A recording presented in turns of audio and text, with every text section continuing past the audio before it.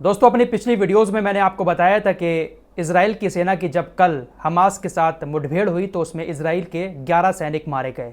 आज इनका अंतिम संस्कार भी कर दिया गया।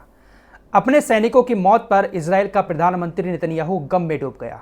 शोक मनाते हुए गहरा दुख प्रकट करते हुए नेतन्याहू ने कहा कि हमारे सैनिक न्याय संगत युद्ध में मारे गए हैं। ये युद्ध अपने घर के लिए था। ये युद्ध अपने घर के लिए था नेतन्याहू, या फिर दूसरे का घर छीनने के लिए था? जो तुम गाजा के लोगों के साथ कर रहे हो या तुम्हारे सैनिक गाजा के लोगों के साथ कर रहे हैं, वो अपने घर के लिए कर रहे हैं या दूसरे का घर उजाड़ने के लिए कर रहे हैं? 11 सैनिकों की मौत का नेतन्याहू को इतना ज्यादा दुख हो रहा है। परिवार की तस्वीरें देखिए, अंतिम संस्कार के वक्त कैसा परिवार बिलक बिलक कर रो रहा है इन फौजियों का। लेकिन यही सैनिक जब गाजा के सैकड़ों लोगों को पल भर में मौत की नींद सुला रहे थे, उस वक्त ये सैनिक भी खुश हो रहे थे, इनका परिवार भी खुश हो रहा था और नेतन्याहू भी खुश हो रहा था। लेकिन जब 11 सैनिकों की मौत हुई तो सब गम में डूब गए। सैनिकों के परिवार वालों को भी समझना चाहिए कि अपनों को खोने का दुख कैसा होता है। जो बिलक बिलक कर बच्चे महिलाएं गाजा के अंदर रो रहे हैं, अपनी आंखों के सामने पल भर में अपनों को मरता हुआ देख रहे हैं, उनके दिल पर क्या बीतती होगी। फिलहाल नेतन्याहू ने अपने 11 सैनिकों की मौत के बाद कहा कि अब ये जंग और भी ज्यादा बढ़ गई है और ये जंग अब जारी रहेगी और पता नहीं कब तक चलेगी, लेकिन ये जंग जीतेंगे हम ही। आज जो गाजा के अंदर मौतें हुई हैं, उसके बाद अब मरने वालों का आंकड़ा 8,796 हो गया है और इस 8,796 में से 3,648 बच्चे हैं, जो एक दिन के बच्चे भी थे, एक महीने के भी थे और एक साल के भी थे। तो इजराइल के सैनिक अपने घर को बचाने के लिए नहीं बल्कि दूसरों की जिंदगी को उजाड़ने के लिए ये युद्ध कर रहे हैं। अब आपको कुछ तस्वीरें और दिखाता हूं। इजराइल गाजा को मिटाने के लिए किस तरह के हथकंडे अपना रहा है।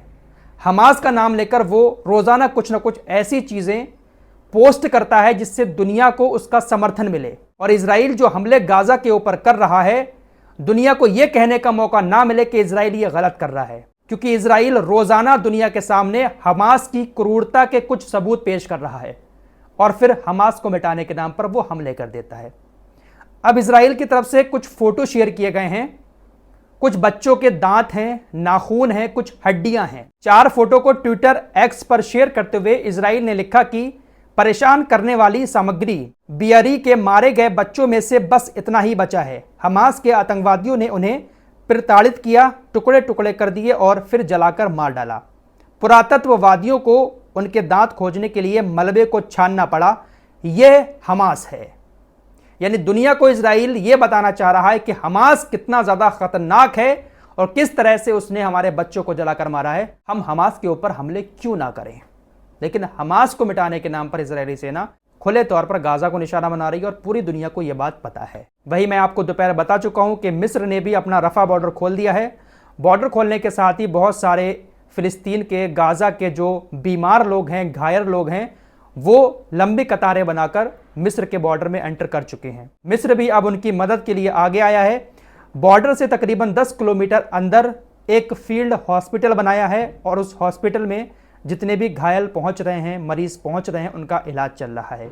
इस कदम का WHO ने भी स्वागत किया है कि मिस्र ने यह अच्छा कदम उठाया है। इसी बीच उत्तरी कोरिया के राष्ट्रपति ने भी फिलिस्तीन का खुलकर स्वागत कर दिया और ट्विटर पर यह पोस्ट की। दोस्तों, रूस गाजा की मदद के लिए आगे आ रहा है। चीन भी कोशिश कर रहा है कि किसी तरह से सीज फायर हो जाए। दोपहर मैंने आपको बताया था एक लैटिन अमेरिकी देश वो भी खुलकर सामने आया है और उसने इजराइल से सारे अपने संबंध ख़त्म कर दिए हैं। उत्तरी कोरिया ने भी खुलकर फिलिस्तीन का समर्थन किया है। तो ये जो नॉन मुस्लिम देश हैं, ईसाई देश, वो तो खुलकर फिलिस्तीन के सपोर्ट में इस तरह से बातें कर रहे हैं, लेकिन जो हमारे बेचारे मुस्लिम देश हैं लाचार, उनका क्या ही करें भाई, समझ नहीं आता है। फिलहाल तुर्की वाले आपके रजब तैयब एर्दोगान उस दिन जो 15 लाख की भीड़ इकट्ठी करके बैठे थे, इतनी बड़ी बड़ी बातें कही थी, आजकल वो दिखाई नहीं दे रहे हैं। किसी को दिखे हो तो कमेंट में ज़रूर बता देना। फिलहाल आज के लिए इतना ही। कल मिलते हैं इंशाअल्लाह कुछ और खबरों के साथ। तब तक के लिए अपना ख्याल रखिए।